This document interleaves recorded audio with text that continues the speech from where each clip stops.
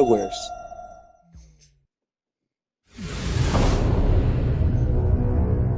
So this is Joshy Blogs. This is the what is it called? The Crime and Punishment Sherlock Holmes. The first case in Crimes and Punishment is going to be called the Case of Black Peter.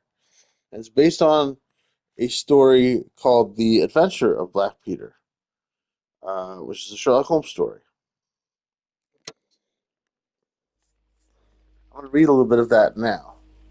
I have never known my friend to be in better form, both mental and physical, than in the year 95. His increasing fame had brought with it an immense practice, and I should be guilty of an indiscretion if I were even to hint at the identity of some of the illustrious clients who cross our humble threshold in Baker Street. Holmes, however, like all great artists, lives for his art's sake, and save in the case of Duke Holderness, I have seldom known him to claim any large reward for his inestimable service. So unworldly was he, or so capricious, that he frequently refused his help to the powerful and wealthy, where the problem made no appeal to his sympathies, while he would devote weeks of the most intense application to the affairs of some humble client whose case presented those strange and dramatic qualities which appealed to his imagination and challenged his ingenuity. Alright, let's start the game and see if it begins anything like that.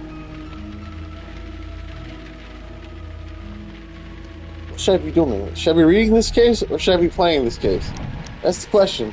I think reading, probably.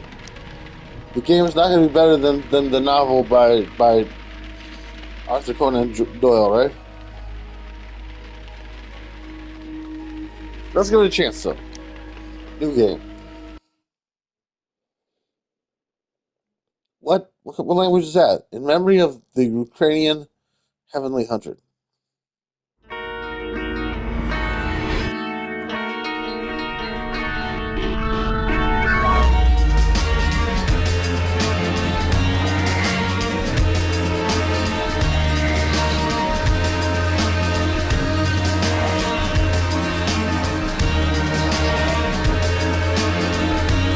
This is weird.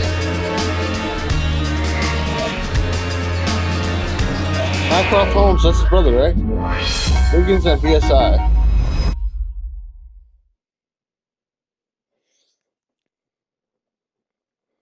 The Fate of Black Peter. Oh yes, the Fate of Black Peter, not the case.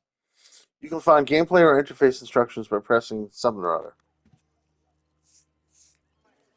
In this memorable year, 95... Oh, never mind. Is that me? Is that Watson? Or Holmes? It's Watson, and there's Holmes. Why? Why are you shooting at me? Holmes. Alright, I'm just going to stay down here for a little bit and read a little bit more of the story to you. In this memorable year, 95, a curious and incongruous succession of cases had engaged his attention, ranging from his famous investigation of the sudden death of Cardinal Tosca, an inquiry which was carried out by him at the express desire of His Holiness the Pope, down to his arrest of Wilson, the notorious canary trainer, which removed a plague spot from the East End of London. Close on the heels of these two famous cases came the tragedy of Woodman's Lee, and the very obscure circumstances which surrounded the death of Captain Peter Carey. No record of the doings of Mr. Sherlock Holmes would be complete, which did not include some account of this very unusual affair. He's gonna kill me! It's crazy. Holmes, will you stop that? Okay. During the first week of July, my friend had been absent so often and so long from our lodgings that I knew he had something on hand. The fact that several rough-looking men called during that time and inquired for Captain Basil made me understand that Holmes was working somewhere under one of the numerous disguises and names with which he concealed his own formidable identity.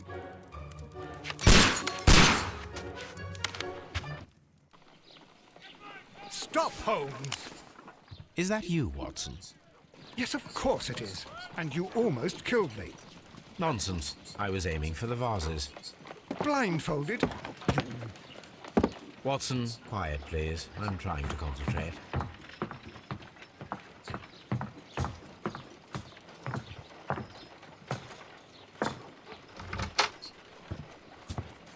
It's Inspector Lestrade. He knows to avoid the ninth step. What is it this time? He can see me. Well, here it is, and it's a good one, Mr. Holmes. A gentleman by the name of Peter Carey, also known as Black Peter, has been murdered. A sailor, most probably. What happened here? Oh, Mr. Holmes, how could you?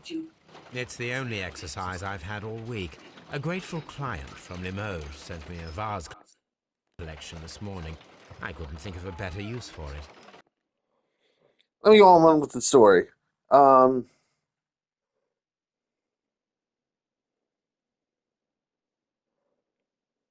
He had at least 5 small refugees in different parts of London. Uh,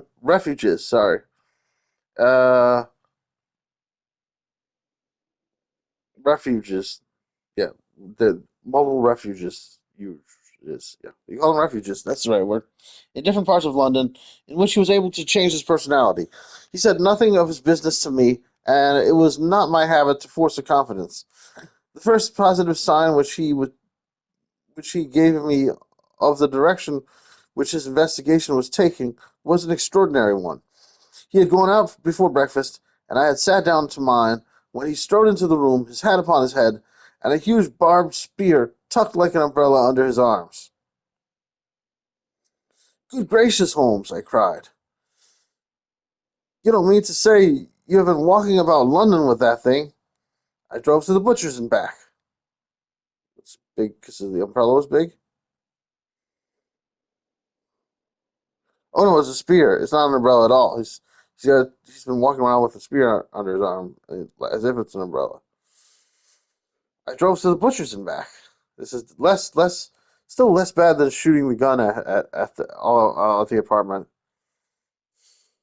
The butcher's, and I returned with an excellent appetite. There can be no question, my dear Watson, of the value of exercise before breakfast, but I am prepared to bet that you will not guess the form that my exercise has taken. I will not attempt it. He chuckled and poured out the coffee. I think he probably had a spear fight. If you could look into Allardyce's back shop, you would have seen a dead pig swung from a hook in the ceiling, and a gentleman in his shirt sleeves furiously stabbing at it with this weapon. I was that energetic person, and I have satisfied myself that no exertion of my strength can I transfix the pig with a single blow. Perhaps you would care to try.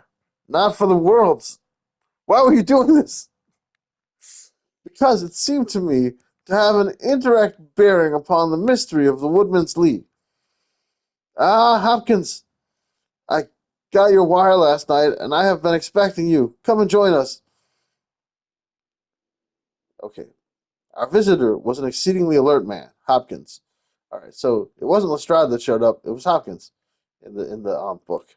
Let's go on anyway. Let's see what happens next in the You're game. out of your mind. I missed 4 out of 10. Given you were blindfolded, that was very good. Can I have a try? Am What? I the only sane one here? Yeah, I suppose those that Lestrade, Watson you is can't right, do that. Inspector. A little brain work would be preferable now. Do please tell us more about Black Peter. Yeah, tell us about Black Peter Peter. Carey, born in 1845 and 50 years old. An ambitious sort, he achieved much success in seal and whale hunting around Scandinavia. Retired in 1884 with a small fortune. He invested his money in a property called Woodman's Lee, near Forest Row in Sussex. It was where he lived for 6 years, and where he was found dead yesterday. Woodman's Lee. We just right. The mystery of Woodman's Lee. So it seems like in the story, Holmes is a step ahead of Watson and already knows about the murder. Has the investigation already begun? Yes and no. In fact, this crime is so mysterious that I would prefer you to join me down there. Give me half an hour to prepare, Inspector. Take your time and join me there. I have to go through the yard first. The merry men struck again. Very many, you What have they said. done this time? They robbed a powder reserve. I'll meet you at Woodman's Lee, Mr. Holmes. I should help Mrs. Hudson here. I also have several appointments that I must keep this afternoon. I shall go alone then.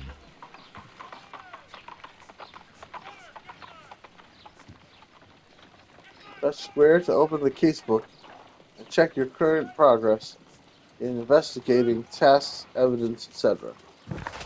Guess I better do that now. Peter Carey, also known as Black Peter, born 1845, and so 50 years, blah blah blah. In 1884, eventually moving to Woodman's Lee. Let's read a little more of the book.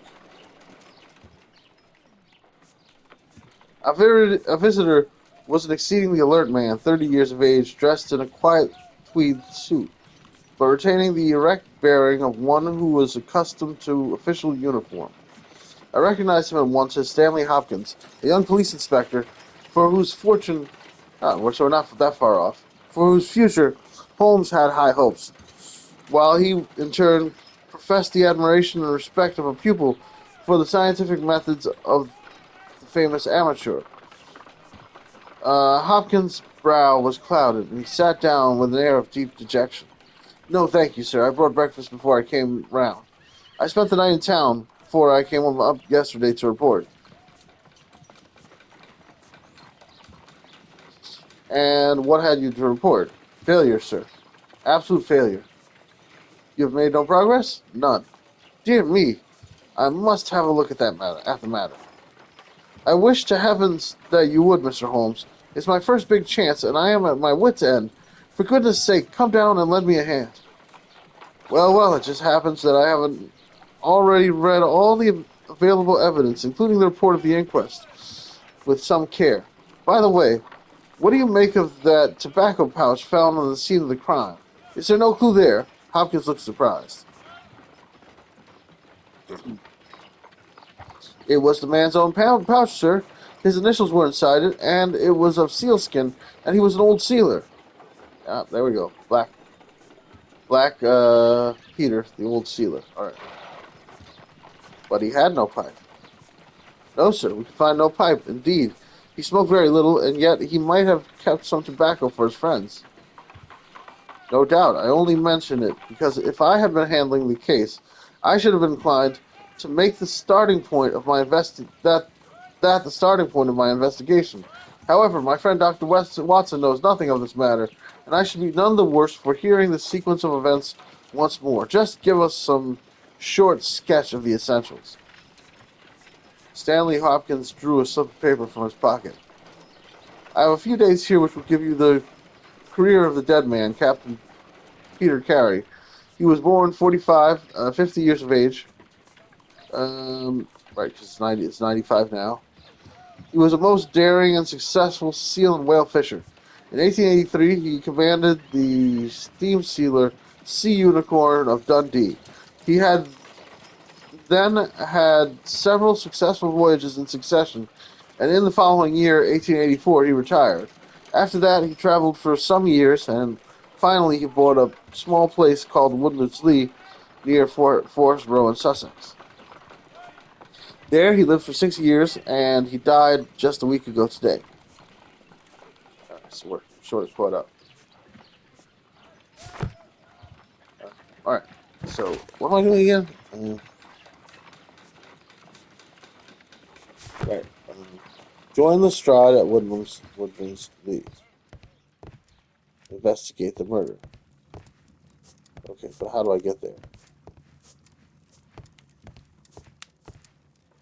This is the door to Holmes' room. He's in his pajamas now, but it didn't tell me to go to my room. Go to Watson's room.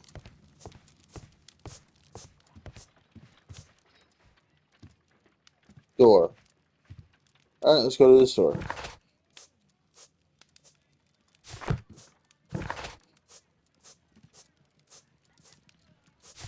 I'm hitting the wrong button. Move I this way. cannot There we leave go. yet. I am not finished here. You can't leave yet. He's not finished here. You go along to Peter Carey's house. Mrs. Hudson and I will take care of the mess you've made here. Oh, what a mess! What a terrible mess! I cannot leave yet. I am not finished here. He's just saying he's not finished here. I'm going to assume that maybe he's not dressed correctly. So let's change his wardrobe. I kind of wish you would tell me that, though, because I don't know what to do.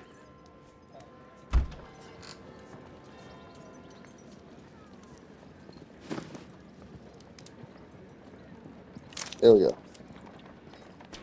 Some makeup options, but I don't care. This is not a proper Sherlock Holmes outfit, but I don't care.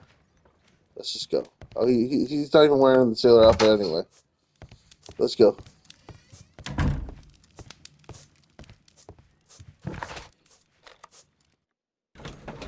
Yep, it was just changing the clothing. Okay, so let's read some more.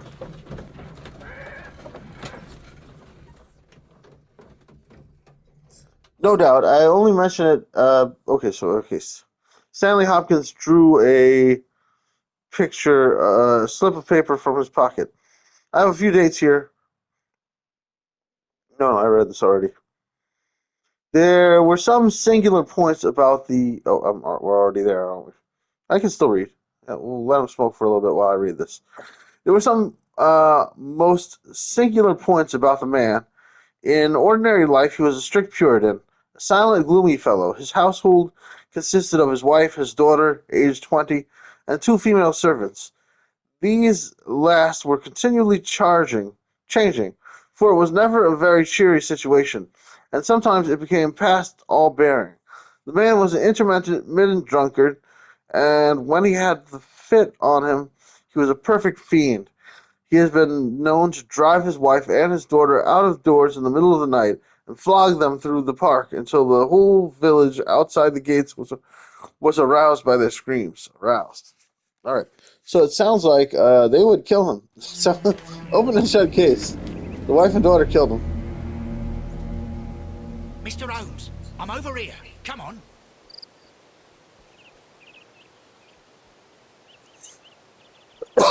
Join Lestrade at Woodman's Leak. All right. Maybe I should just play the game because I'm not being that entertained by the book. Like this is kind of cooler than reading a book. I'm in the world. I'm actually Sherlock Holmes.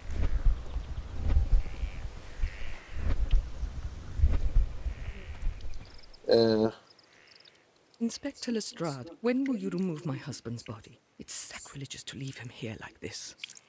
As soon as we can, Mrs. Carey, I assure you. Allow me to introduce you to Mr. Sherlock Holmes. He's a detective. No doubt you've heard of him.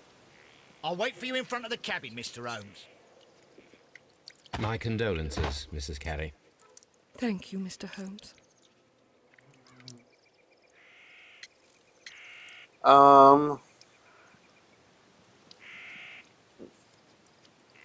I could push square, I think, to look her over first. We should do that.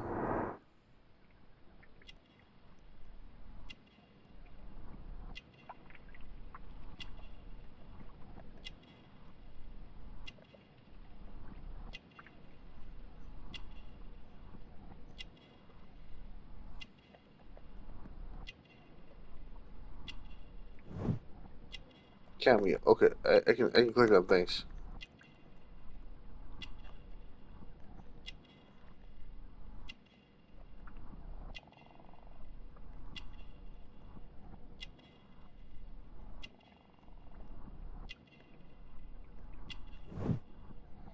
Catholic Rosary.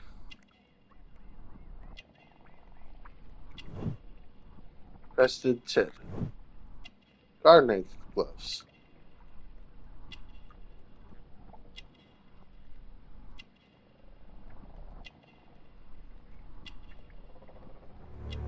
Birdhouse. Character portrait complete.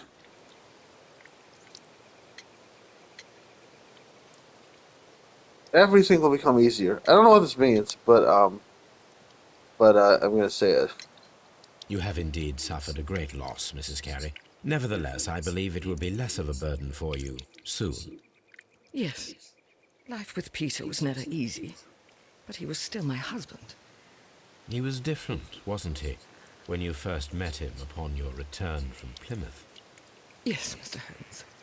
Oh my goodness, but how do you know about that? Uh,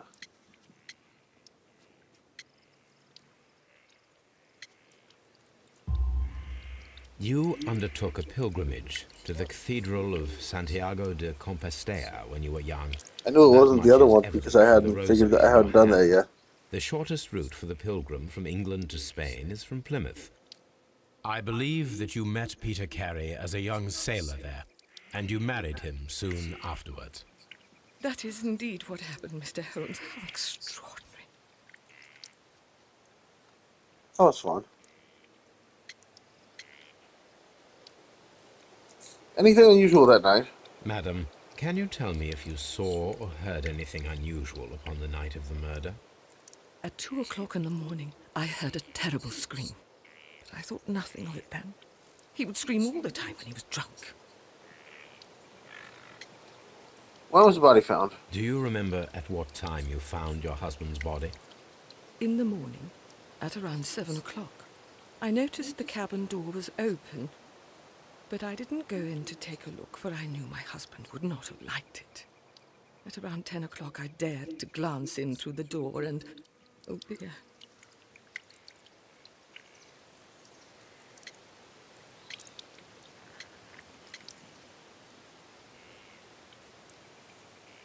Alright.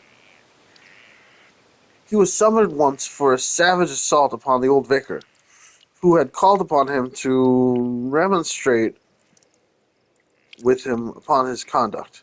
In short, Mr. Holmes, you would go far before you found a more dangerous man than Peter Carey, and I have heard that he bore the same character when he commanded his ship. He was known in the trade as Black Peter, and the name was given him not only on account of his swarthy features and the color of his huge beard, but for the humors with which the terror of all with which were the terror of all around him. I need not say that he was loathed and avoided by every one of his neighbors, and that I have not heard one single word of sorrow about his terrible end. So his neighbors also would kill him, possibly.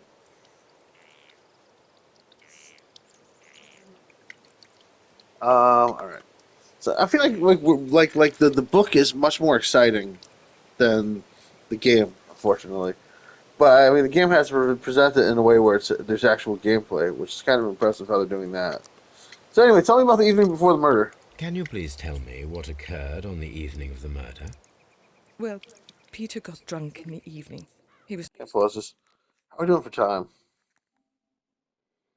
20 minutes or so. Let's keep going. in such a terrible temper.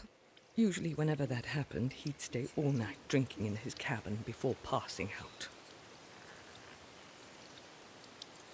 Um, I just like tried playing a different game earlier and it crashed. So that's something I'm thinking of now.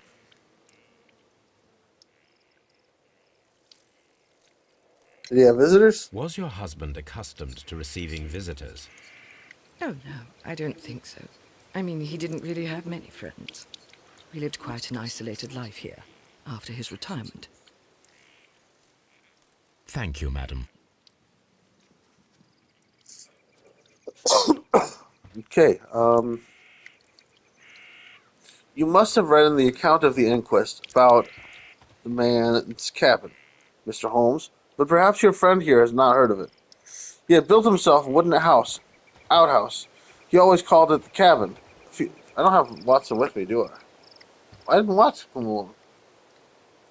Anyway, he built himself a wooden house. He always called it the cabin, a few hundred yards away from the house. And it was here that he slept every night. It was a little single-roomed hut, 16 feet by 10. He kept the key in his pocket, made his own bed, cleaned it himself, and then allowed no other foot to cross the threshold. There are small windows on each side which were covered by curtains and never opened. One of these windows was turned towards the high road, and when the light burned in it at night, the folk used to point it out to each other and wonder what Black Peter was doing in there. That's the window, Mr. Holmes, which gave us one of the few bits of positive evidence that came out at the inquest.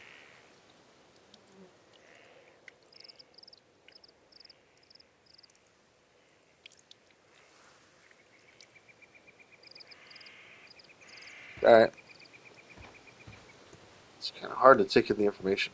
I read it, and then something like, am I getting this? Mr. Holmes? It's another way in which I like the video game, I guess, a little bit better.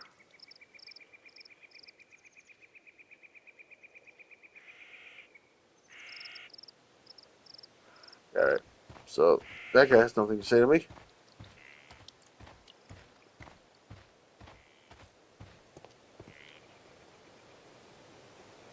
You remember that a stonemason named Slater, walking from Forest Row about 1 o'clock in the morning, 2 days before the murder, stopped as he passed the grounds and looked at the square of the shadow of a man's head turned sideways. I'm supposed to talk to Professor Lestrade now, aren't I? I don't know where he went. Oh, is he over? He's down there. I went the wrong way. I was supposed to talk to Lestrade first. There we go. I can run. Okay, I figured out how to run. Inspector. Peter Carey's body is inside the cabin. We took care not to touch anything. Great. Mr. Holmes? The door is locked. Once I examine the body, I'm going to give him more questions.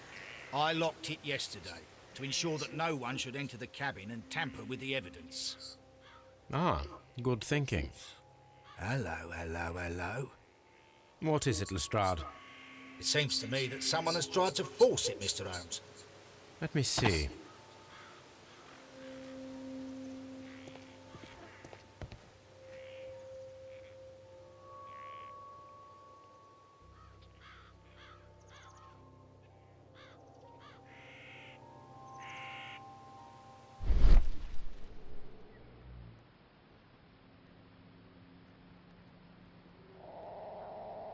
These scratches are fresh.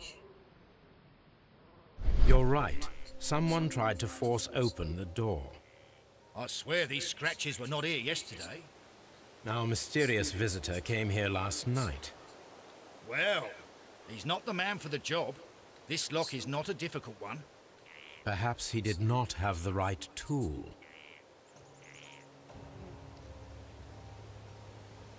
Alright. So. What was I saying?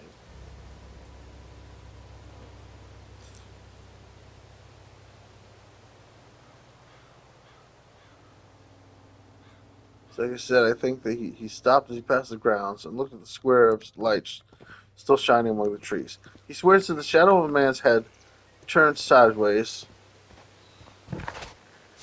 Mr. Holmes? Was clearly visible on the blind, and that this shadow was certainly not that of Peter Carey, whom he knew well. It was that of a bearded man, but the beard was short and bristled forward in a way very different from that of the captain. So he says, but he had been 2 hours in the public house, and it is some distance from the road to the window. Besides, this refers to the Monday, and the crime was done upon the Wednesday.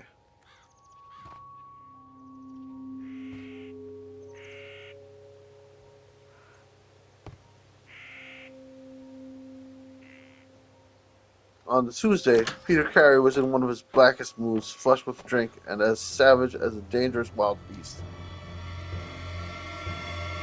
What a terrible way to die. Oh, it's a spear that killed him. Oh, right, and he was using that spear to stab a pig. To test,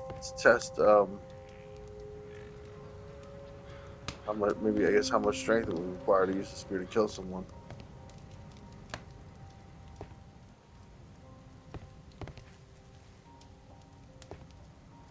Killed with a whaling spear. Harpoons for hunting whales. Killed with a whaling harpoon.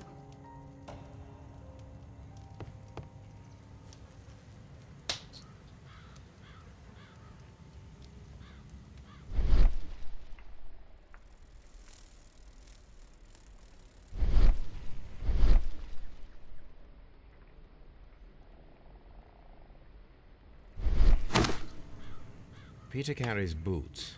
They look to be a size 8.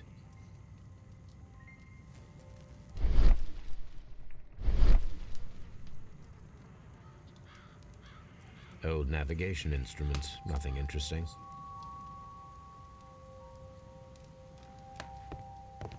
Alright, so I finished this one. And that one. So, I'm just supposed to look at everything, I guess. Can I save the game wherever I like? What if I have main menu?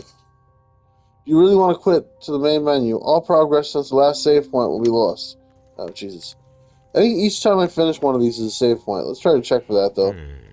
The ship's logs of the Sea Unicorn for the years 1878 to 1884. Peter Carey was her captain.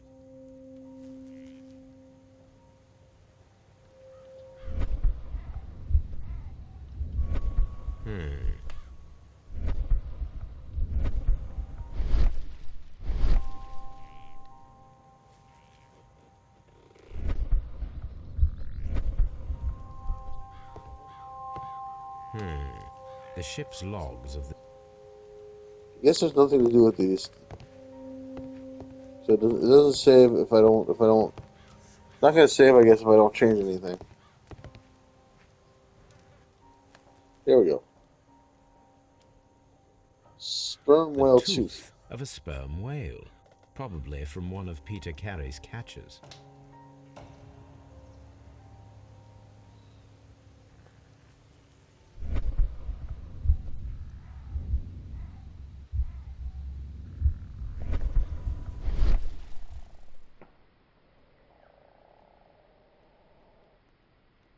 This place is not covered with dust, like the rest of the shelf.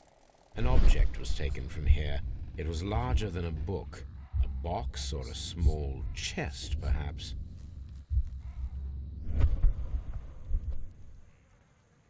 There, that's a save. Alright, so now I can safely quit if I want to. I kind of do want to.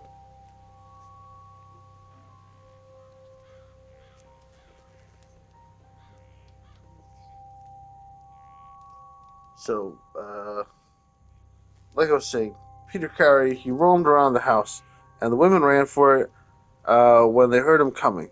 Later in the evening, the women being his wife and daughter. Later in the evening, doesn't say that, but I intuited it. Later in the evening, he went down to his own hut. After 2 o'clock the following morning, his daughter, who slept with her window open, heard a most fearful yell from that direction. But it was no unusual thing for him to bawl and shout when he was in the drink. So no notice was taken. On rising at 7, one of the maids noticed that the door of the hut was open. But so great was the terror which the man caused that it was midday before anyone would venture down to see what had become of him. Peeping into the door, they saw a sight which sent them flying with white faces into the village. Within an hour, I was on the spot and had taken over the case.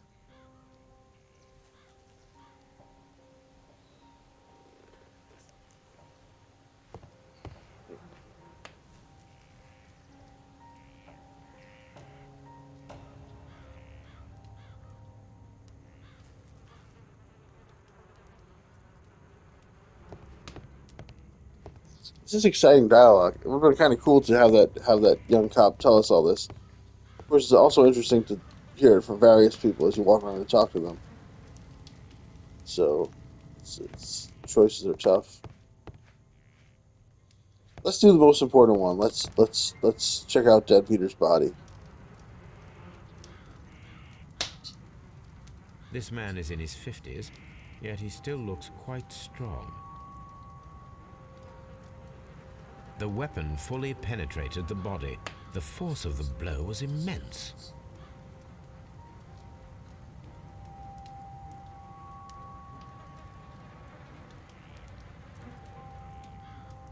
Peter Carey was fully dressed. He was not caught by surprise. It is possible that he knew his murderer. Peter Carey was impaled to the wall by a whaling harpoon.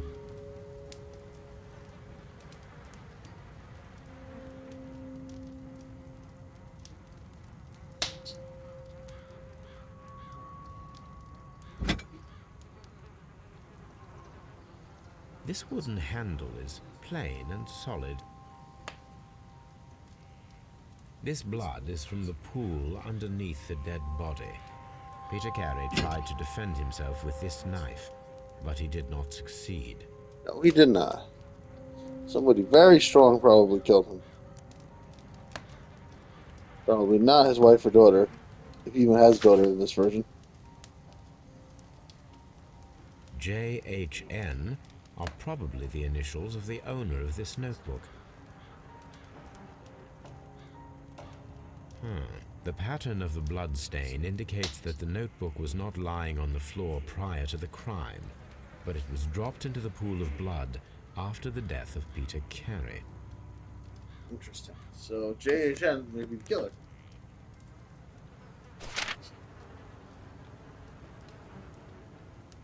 These abbreviations mean something, but what?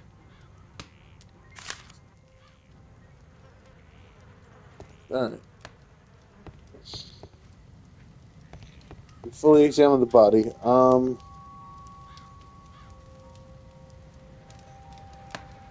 just read one more paragraph and then we'll take a break. Well, I have fairly steady nerves, as you know, Mr. Holmes, but I give you my word that I got a shake when I put my head into that little house. It was droning like a harmonium, with flies and blue bottles, and floor and walls were like a slaughterhouse. He had called it a cabin, and a cabin it was sure enough, for you would have thought you were in a ship. There was a bunk at one end, a sea chest, maps and charts, a picture of the sea unicorn, a line of logbooks on a shelf, all exactly as you would expect to find it in a captain's room. Yeah, it's accurate. Yeah, I like how they did that. I like these descriptions. And there in the middle of it was the man himself, his face twisted like a lost soul in torment. His great brindled beard stuck upwards in his agony. Right through his broad breast, a steel harpoon had been driven, and it had sunk deep into the wood of the wall behind him. He was pinned like a beetle on a card. Of course, he was quite dead, and had been so from the instant that he had uttered that last yell of agony.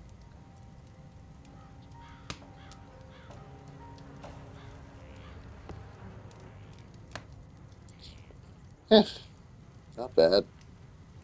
Well done, Sir Arthur Conan Doyle. We're definitely missing something in the translation as we watch this, but at the same time, it's not uninteresting. Oh, I should hit this triangle button.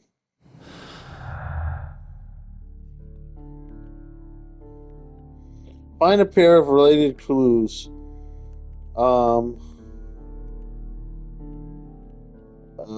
Notebook? Breaking attempts. Draw a clear picture from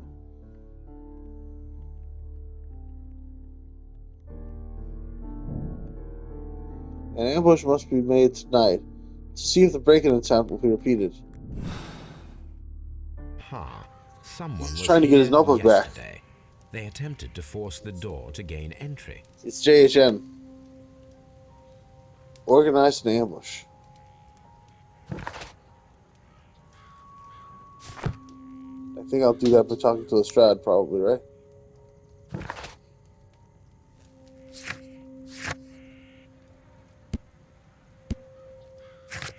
I've done this before. I've played this game before. You may have seen my previous videos of me playing this game. I think I may have also read the book somewhat as I was playing. So this is the second time I've tried to do this. But we'll get back to it next time.